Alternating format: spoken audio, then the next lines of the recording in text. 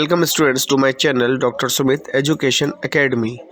आज मैं पढ़ाने वाला आपको क्लास 12th का अकाउंटेंसी का chapter cash flow statement. Cash flow statement एक इम्पॉर्टेंट चैप्टर रोल प्ले करेगा आपके एग्ज़ाम में, क्योंकि इसका क्वेश्चन आपके एग्ज़ाम में आपके आएगा ही आएगा। और बोर्ड एग्ज़ाम जैसे अपकमिंग मंथ में है, तो कैश फ्लो स्टेटमेंट सीखना आपके लिए बहुत ज़रूरी हो जाता है, और जिसने सीख रखा है उसके लिए एक रिवीजन आपको मिल जाएगा।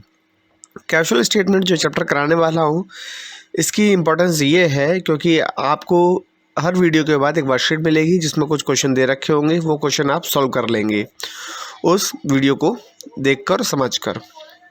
कैश फ्लो स्टेटमेंट क्या होता है, इसमें कौन कौन सी एक्टिविटी होती हैं और क्वेश्चन को आपको कैसे एग्ज़ाम में सॉल्व करना है, ये सब आप इस वीडियो में सीखेंगे। तो चलिए देखते हैं कैश फ्लो स्टेटमेंट और इस चैप्टर को सीखते हैं। Cash flow statement. Cash flow statement क्या होता है, इसको सीखते हैं। कैश फ्लो स्टेटमेंट क्या होता है, इसको देखते हैं। कैश फ्लो स्टेटमेंट आपको बताता है कि फर्म के अंदर, किसी भी फर्म या कंपनी के अंदर कितना कैश इनफ्लो हो रहा है और कितना कैश आउटफ्लो हो रहा है। इसकी खास बात यह है कि किस किस एक्टिविटी से आपका कैश इनफ्लो हुआ है और आपका कैश आउटफ्लो हुआ है। मीन्स ऐसी कौन सी एक्टिविटी है जिससे कैश आपका इनफ्लो हुआ है और आपका कैश आउटफ्लो हो रहा है। मतलब कहाँ कहाँ से कैश आ रहा है और कहाँ से कैश जा रहा है, ये आपका बताता है cash flow statement. Cash flow statement लिखा भी हुआ है, a cash flow statement is a financial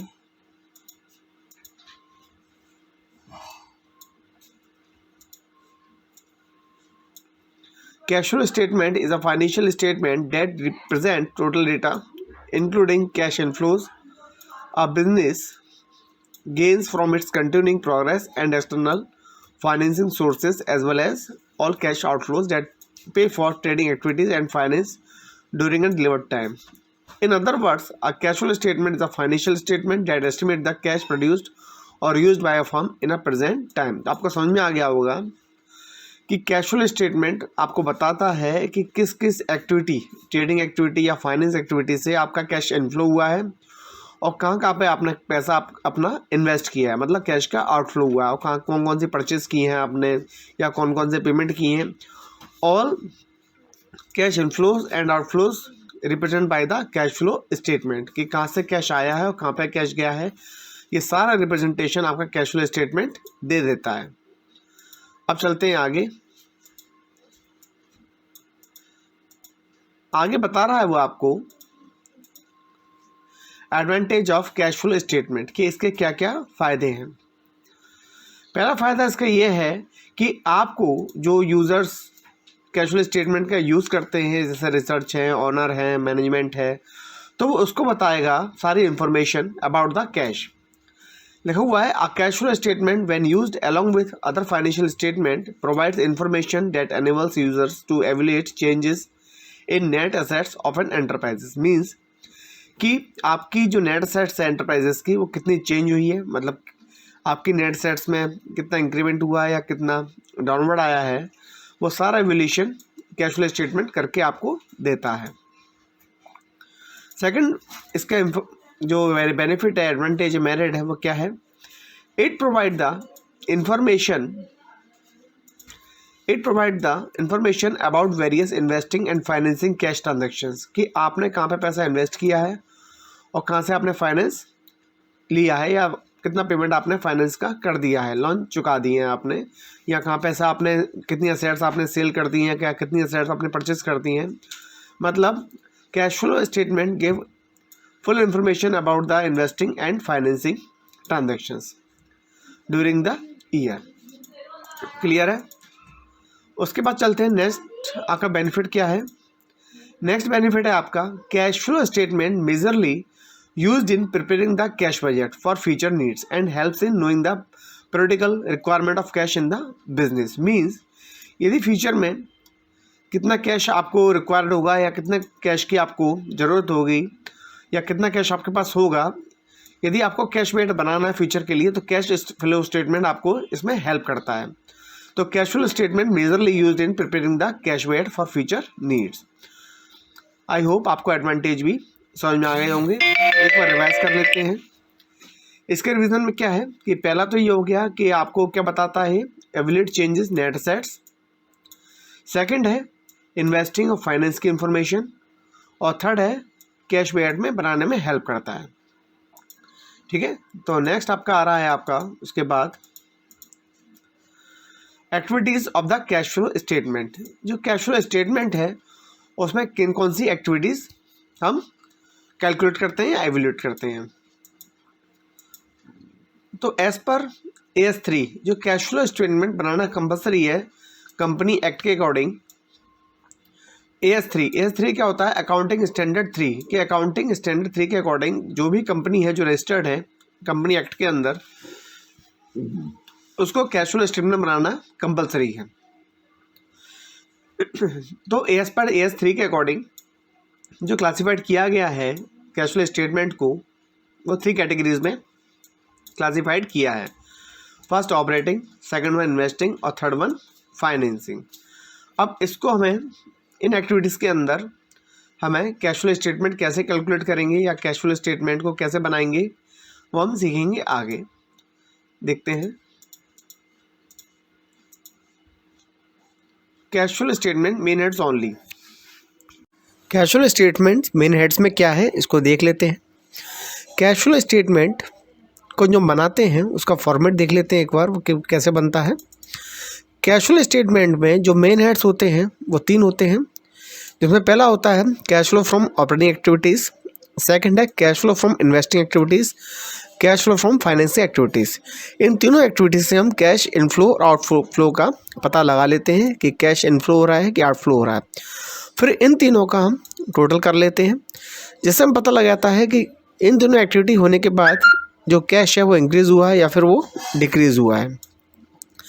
इसका जब हमें पता लग जाता है कि कैश हमारा इंक्रीज़ या डिक्रीज़ हुआ है उसको हम ऐड कर देते हैं cash and cash equivalents at the beginning, कि कैश हमारा बिगनिंग में कितना था उसमें वो ऐड हो जाता है। उसके बाद लास्ट में हमारा आंसर आ जाता है cash and cash equivalents at the end. ये हमारा एंड निकल के आ जाता है कि कितना क्लोजिंग कैश हमारा बचा हुआ है। तो हमें जो एक्टिविटीज़ है 3 पहले इसको फाइंड करना पड़ेगा, इनको सीखना पड़ेगा। इसमें पहला आ रहा है cash flow from operating activities. Cash flow from operating activities में हम क्या क्या फाइंड करते हैं, कौन कौन से स्टेप फॉलो करते हैं, इसको हम सीखेंगे।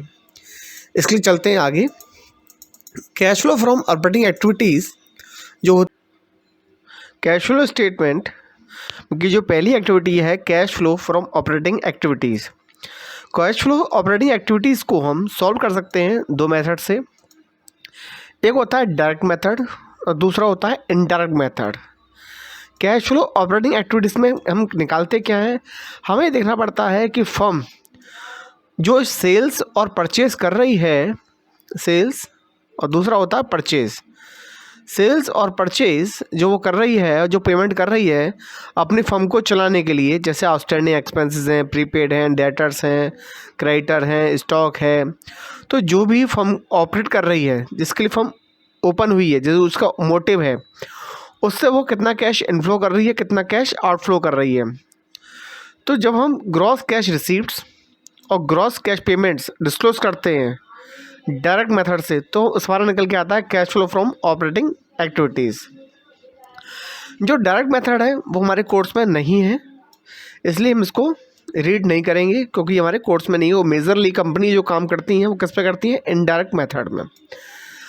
मैं आपको एक बार और समझा दूं कि कैश फ्लो ऑपरेटिंग एक्टिविटीज़ के अंदर हमें ये पता करना होता है कि फर्म के पास जो कैश इनफ्लो हो रहा है, जो आउटफ्लो हो रहा है, सेल से इनफ्लो होगा और भी उसकी जो इनकम हो रही है, अदर इनकम कोई हो रही है उसकी सेल के बराबर, तो हम इसको ऐड कर देते हैं। और सारी जो पेमेंट्स हैं जैसे परचेज़ की पेमेंट्स, रेंट, सैलरी, वेजेस जो उसने कैश पेमेंट किया है वो माइनस कर देते हैं, तो हमारा निकल के आया था cash flow from operating activities. लेकिन जो हमारे कोर्स में नहीं है इसलिए हम यूज़ करते हैं इनडायरेक्ट मेथड। इनडायरेक्ट मेथड में जो हमारा बेस पॉइंट होता है वो होता है net profit loss before taxation and extraordinary item. हम इसको पहले लेके चलते हैं नेट प्रॉफिट। यदि हमारे पास नेट प्रॉफिट है, नेट प्रॉफिट, तो नेट प्रॉफिट के जरिए हम या इसके मीडियम से हम क्या निकाल लेते हैं, cash flow from operating activities. Net profit में हम क्या करते हैं, जो नॉन कैश और नॉन ऑपरेटिंग आइटम्स हैं, एक्सपेंसेस, उनको हम ऐड कर देते हैं, और नॉन कैश और नॉन ऑपरेटिंग इनकम्स को हम क्या कर देंगे, इसके अंदर लेस कर देंगे। तो हमारा क्या निकल के आ जाएगा, cash flow from operating activities. इसके लिए हमें कौन कौन से स्टेप लेने पड़ेंगे वो सीखते हैं। पहले हम देखते हैं कि इनडायरेक्ट मेथड में होता क्या है। वेयर बाई नेट प्रॉफिट और loss is duly adjusted for the effect. पहला इफेक्ट कौन सा हम करते हैं इसमें, transaction of a non cash nature, जो बताया था, नॉन कैश आइटम जैसे डेप्रिसिएशन है, गुडविल रिटर्न ऑफ है, उसका हम इम्पैक्ट डालेगा वो आपके ऑपरेटिंग एक्टिविटीज़ में, तो उसको लेंगे। एनी डेफरल्स और एक्योरल्स और past future operating cash receipts and items of income और expenses associated with the investing और फाइनेंसिंग कैश इनफ्लो, जैसे इंटरेस्ट रिसीव हो रही है या डिविडेंड पेड कर रहे हैं, वो भी इसका इम्पैक्ट इनडायरेक्ट मेथड पे आता है। ठीक है, तो हम देखते हैं हमें कौन कौन से स्टेप फॉलो करने पड़ेंगे while we calculate cash flow operating activities by indirect methods. तो पहला स्टेप क्या आएगा उसे सीखते हैं। जो फर्स्ट स्टेप आएगा आपका वो आएगा net profit before tax and extraordinary items. जो फर्स्ट स्टेप है जिसमें हम निकालते हैं net profit, tax and extraordinary items. Net profit before tax and extraordinary items आपको पैसा सबसे पहले निकालना पड़ेगा cash flow from operating activities में निकालने के लिए। तो इसमें हम करते क्या हैं, इसके अंदर हम जो स्टेप लेते हैं, तो net profit as per statement of profit and loss, इसमें हम लेते हैं सबसे पहले हम difference between closing balance and opening balance of surplus, कि जो कंपनियों का प्रॉफिट होता है 2 ईयर्स का, उसका डिफरेंस लेते हैं सबसे पहले, closing balance and opening balance of surplus, such as balance in statement of P&L। जो प्रॉफिट एंड लॉस में, जैसे मान लीजिए 2012 है और एक है आपका 2013, तो ये 2 ईयर्स का जो प्रॉफिट दे रखा होगा 2012 और 2013 का, इसका डिफरेंस हम लेंगे, किसमें लेंगे हम, इसके अंदर पहले स्टेप में net profit as per statement of P&L। तो हम क्या लेंगे सबसे पहले, difference between closing and opening का, क्लोजिंग में से ओपनिंग माइनस होगा। ठीक है, इसका एक और एग्जांपल देख लेते हैं। जैसे मान लीजिए ओपनिंग बैलेंस में दे रखा है आपको 10,000 और क्लोजिंग बैलेंस में है कितना, 20,000। ओपनिंग में हो गया 10,000 और क्लोजिंग में कितना हो गया, 20,000। तो आप जो लिखेंगे यहाँ पर कितना डिफरेंस है दोनों में, 10,000 का। कैसे माइनस किया, 20,000 माइनस 10,000, क्योंकि पहले आपका प्रॉफिट कितने का था, 10,000, आपने जो इंक्रीमेंट किया कितने का किया, 20 का, तो कितना आएगा बैलेंस में, 20,000। तो जब आप निकाल रहे होंगे net profit as per statement of profit and loss, और डिफरेंस बिटवीन क्या लेंगे इसके अंदर, डिफरेंस किसका, क्लोजिंग और बैलेंस का और ओपनिंग बैलेंस का। ठीक है, समझ में आ गया होगा कि net profit as per statement P&L और डिफरेंस लेंगे ओपनिंग और क्लोजिंग का। उसके बाद आपको क्या, कौन से आइटम ऐड करने हैं, आपको वाले आइटम ऐड करने हैं जिसका हम करते हैं एप्रोप्रिएशन। P&L एप्रोप्रिएशन अकाउंट में जो एप्रोप्रिएशन किया होगा प्रॉफिट का, उसको हम क्या करते हैं, ऐड कर देते हैं उन सारे आइटम्स का। जैसे ट्रांसफर टू रिजर्व, डिविडेंड, कौन सा dividend, propose dividend of previous year का उसको याद रखेंगे, प्रीवियस ईयर का। जैसे आपको 2 साल के 2 ईयर्स के प्रपोज डिविडेंड दे रखे होंगे 11-12, तो आप किसका लेंगे, प्रीवियस ईयर कौन सा होगा उसमें, 11-12 में 2011 का। Paid during the year, interim dividend paid during the year, provision for tax for the current year, extraordinary items यदि कोई है, debited to the statement of P&L, और लेस कर देंगे क्या उसमें से, extraordinary items if any credited, क्या किया आपने P&L अकाउंट में क्रेडिट किया, वो क्या हो जाएगा, लेस हो जाएगा। और सेकंड आइटम है refund of tax credit to the statement. ये स्टेप फॉलो करने के बाद आपका क्या निकल के आ जाएगा, net profit before tax and extraordinary items. ये आपका हो गया पहला स्टेप रेडी। अब इसका हम क्वेश्चन करेंगे, उसके बाद हम आगे बढ़ेंगे। तो क्वेश्चन देख लेते हैं एक बार इसके। पहला क्वेश्चन आ रहा है इसके अंदर कंप्लीट।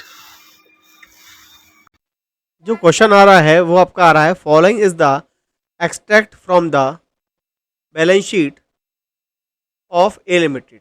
आपको बैलेंस शीट दे रखी है ए लिमिटेड की। इक्विटी एंड लायबिलिटीज गिवन है क्वेश्चन में, जो दे रखी है आपको इक्विटी एंड लायबिलिटीज दे रखी है, और 31 मार्च 22 को डेटा का गिवन है आपके लिए, और 31 मार्च 21 का डेटा गिवन है। क्लियर है। उसके बाद आपको दे रखा है पहला आइटम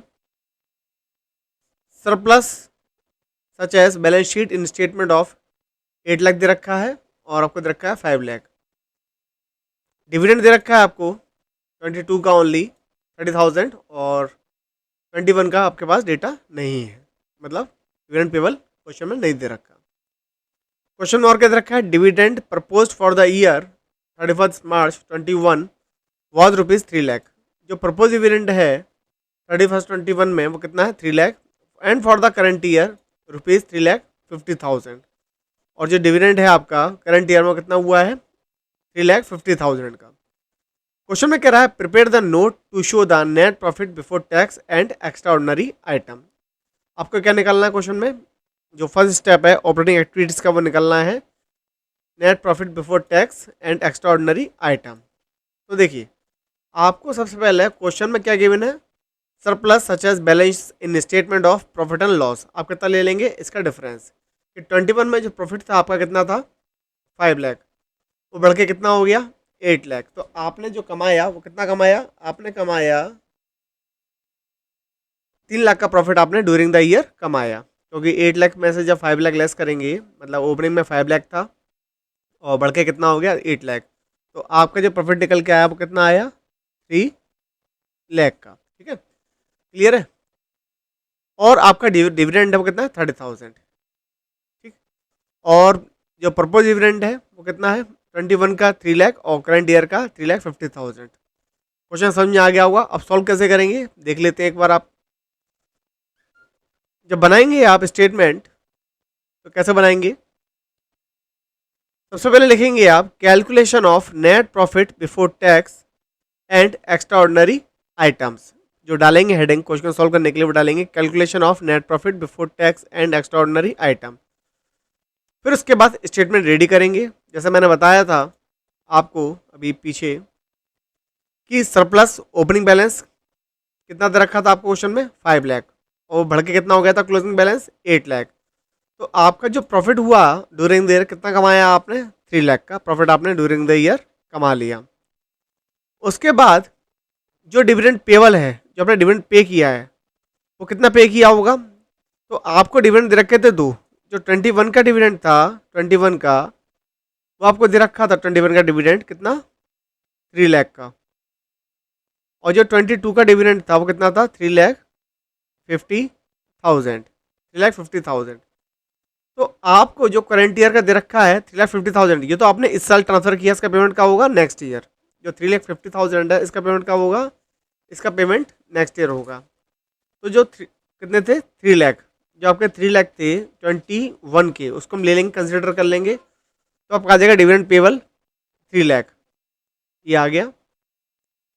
उसके बाद नेट प्रॉफिट जो आपका आंसर आएगा before net profit before tax and extraordinary items, यहाँ से इस जगह से आ जाएगा नेट प्रॉफिट। ये थोड़ा गलत दिख गया है, इसको हटा देते हैं, रिपीट हो गया है। तो आपका आंसर आ जाएगा net profit before tax and extraordinary items 3 lakh में ये वाले 3 लाख ऐड कर दिए तो कितना आंसर आ गया आपका 6 लाख आपका आंसर आ गया। आई होप समझ में आ गया होगा। अब देखते हैं एक और क्वेश्चन इसके बाद।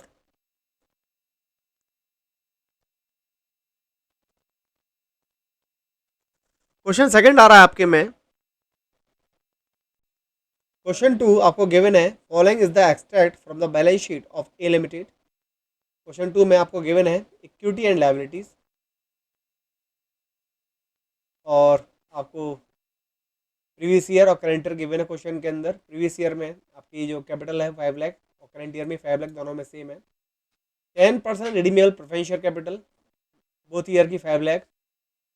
सरप्लस दे रखा है balance statement of profit and loss, current year का 4,50,000 और प्रीवियस ईयर का 2,50,000। डिविडेंड पेबल है करंट ईयर का 20,000। एडिशनल इन्फॉर्मेशन दे रखी है आपको propose dividend on equity shares for the year end date 31 March 21-22 were rupees 1,50,000 and rupees 1 lakh respectively. Question में एक और इन्फॉर्मेशन दे रखी है आपको, N interim dividend for of rupees 50,000 on equity shares was paid on 31 December 21। Determine आपको जो निकालना है net profit before tax and extraordinary item. कभी भी कोई भी क्वेश्चन सॉल्व करें आप पूरे क्वेश्चन को पहले अच्छी तरह पढ़ें तभी आप क्वेश्चन आप सॉल्व कर पाएंगे, क्योंकि कभी कभी क्या होता है कि आप आधा क्वेश्चन पढ़ते हैं और कुछ इन्फॉर्मेशन आपकी छूट जाती है, फिर बाद में पता लगता है कि क्वेश्चन में ये इन्फॉर्मेशन में थी, फिर पूरी कटिंग होती है। इसलिए पूरा क्वेश्चन पहले पढ़ना पड़ेगा आपको, फिर क्वेश्चन को सॉल्व करें। हमने क्वेश्चन पढ़ लिया है, अब हमें जो सॉल्व करना है वो कैसे करेंगे देख लेते हैं। देखिए, सबसे पहले आपको क्या निकालना है, net profit before tax and extraordinary items. आपको क्वेश्चन में गिवन है surplus balance in statement P and L account 2,50,000 previous year का और 450 करेंट ईयर का। तो इनका जो डिफरेंस आएगा वो डिफरेंस कितना आएगा, डिफरेंस आएगा आपका दोनों का कितना, 2,00,000 रुपीज़। तो 2,00,000 डिफरेंस आ गया। तो 450 करंट ईयर में है और 250 प्रीवियस ईयर में है। तो आपने जो प्रॉफिट अर्न किया होगा वो कितना अर्न किया होगा, 2,00,000 रुपये। क्लियर है। Propose dividend on equity shares आपको दे रखे हैं 21 का और 22 का। तो 22 का जो पेमेंट है वो 23 में होगा और 21 का पेमेंट 22 में, जो बनाना है जिस ईयर का हम नेट प्रॉफिट हमें निकालना है। तो कितना पेमेंट है, 1,50,000। तो यहाँ पे पेमेंट आ जाएगा कितना, 2,00,000 में जो पेमेंट होगा कितना होगा, 1,50,000। क्लियर है। उसके बाद आपको गिवन है एन इंटरिम डिविडेंड 50,000, और आपने जो पेमेंट किया है वो कितने का और किया कंपनी ने पेमेंट, 50,000 का। ठीक है। और एक पेमेंट और है जो ले रखा है, इसे बोलते हैं हम इम्प्लाइड एडजस्टमेंट बोलते हैं, जो क्वेश्चन के अंदर ही होती है हिडन। इसके लिए एडिशनल इन्फॉर्मेशन आपको नहीं मिलेगी। क्वेश्चन में गिवन है 10% redeemable preference share capital account. आपकी जो कैपिटल कितने की है, 5,00,000। ठीक है। तो 5,00,000 पे कंपनी कितना देती है डिविडेंड, 10%। तो 5,00,000 का जो निकालेंगे 10% कितना हो जाएगा, 10% 50,000। तो आपका 2,00,000 प्रॉफिट के, 150 आपका प्रपोज डिविडेंड का, 50,000 इंटरिम डिविडेंड के और 50,000 प्रेफरेंस शेयर डिविडेंड के। तो टोटल कितना हो गया आपका, 2, 350, 4 और 450 आपका आंसर आ गया। यदि हम इनको ऐड करेंगे 4 फिगर्स को, तो हमारा आंसर आ जाएगा 4,50,000। ठीक है। एक बार इसको फेयरली देख लेते हैं पूरे क्वेश्चन को, हमें समझ में आ जाएगा। सबसे पहले सॉल्यूशन 2 हेडिंग डालेंगे आप फेयर में, calculation of net profit before tax and extraordinary items. उसके बाद surplus balance in statement of profit and loss, closing balance कितना दे रखा था, 450, ओपनिंग कितना था, 250, इनका डिफरेंस आ गया 2,00,000। इंटरिम डिविडेंड जो पेड किया है ड्यूरिंग द ईयर 50,000 का। डिविडेंड ऑफ प्रेफरेंस शेयर जो 10% दे रखा था कैपिटल पे, तो 50,000, 5,00,000 का 10%। और प्रपोज डिविडेंड प्रीवियस ईयर का जो करंट ईयर में पेमेंट होगा 1,50,000। तो कितना होगा टोटल, 2,50,000। तो 2,00,000 ये और 2,50,000 पेमेंट, तो आपका net profit before extraordinary item आ गया 4,50,000। ये आपका आंसर होगा। क्लियर है। अब चलते हैं नेक्स्ट क्वेश्चन की ओर, देखते हैं नेक्स्ट क्वेश्चन। नेक्स्ट क्वेश्चन आ रहा है question 3, calculate net profit. Question 3 आ रहा है, क्या पूछ रहा है वो आपसे देख लेते हैं। क्वेश्चन 3 में है calculate net profit before tax and extraordinary items from the following balance sheet of Prime Hotels Limited as at 31 March 19। आपको दे रखा है पर्टिकुलर्स, नोट नंबर और करंट ईयर का बैलेंस दे रखे हैं और प्रीवियस ईयर के। फर्स्ट हेड है equity and liabilities, share holders fund आपको दे रखा है share capital, reserve surplus, current liabilities. Second head short term borrowings, trade payables, current liabilities और शॉर्ट टर्म प्रोविजंस। असेट्स में फिक्स्ड असेट्स जिसमें tangible है और नॉन करंट इन्वेस्टमेंट। लास्ट में आपको दे रखा है करंट असेट्स। ठीक है। और देखते हैं और की इन्फॉर्मेशन। हाँ, और की इन्फॉर्मेशन में दे रखा है आपको नोट टू अकाउंट दे रखे हैं क्वेश्चन में ही, जिसमें आपको दे रखा है रिजर्व सरप्लस, जिसमें जनरल रिजर्व है, सरप्लस है, balance in statement of profit and loss, short term borrowings और बैंक ओवरड्राफ्ट और प्रोविजन फॉर टैक्स। ठीक है। अब इन इन्फॉर्मेशन से आपको क्या निकालना है, net profit before tax and extraordinary items. तो देखिए, क्वेश्चन में आपको जो दे रखा है प्रॉफिट एंड लॉस कितना दे रखा है, 140 प्रीवियस ईयर का और 240 करंट ईयर का। क्लियर है। तो 140 और 210 का जो बैलेंस निकल के आएगा डिफरेंस, वो कितना निकल के आएगा, 70,000। डिफरेंस निकल के आएगा 70,000। ठीक है, फिर आपको दे रखा है क्वेश्चन में जनरल रिजर्व और प्रोविजन फॉर टैक्स, जो स्क्रीन पर आपको दिख रहा है नोट टू अकाउंट्स, उसमें दो आइटम और दे रखे हैं, जनरल रिजर्व और प्रोविजन फॉर टैक्स। तो जनरल रिजर्व कितना है, 80,000 प्रीवियस का था और 120 आपका करंट ईयर का है। तो कितना इंक्रीमेंट हुआ है, इंक्रीमेंट हुआ है कितना का, 40,000 का। तो इसमें ऐड हो जाएगा 40,000, जो नोट डाउन कर दे रहे हैं।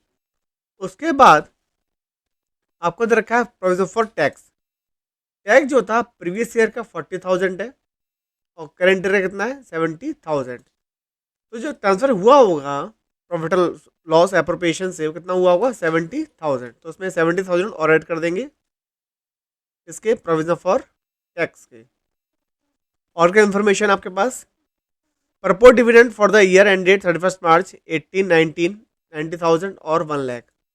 तो कितना हो गया, पेमेंट कितने का होगा 18 का। तो ट्रांसफर कितने का होगा, प्रॉफिट से नेट प्रॉफिट में कितना ट्रांसफर हुआ होगा 90,000, वो भी क्या कर देंगे इसमें हम ऐड कर देंगे 70,000 में, 90,000। ठीक है, तो इस स्क्रीन से हमें ये इतना इन्फॉर्मेशन हमें मिल गई। अब देखने पर एक बैलेंस शीट में देख लेते हैं कोई इन्फॉर्मेशन रह तो नहीं गई है बैलेंस शीट के अंदर। चलते हैं बैलेंस शीट में।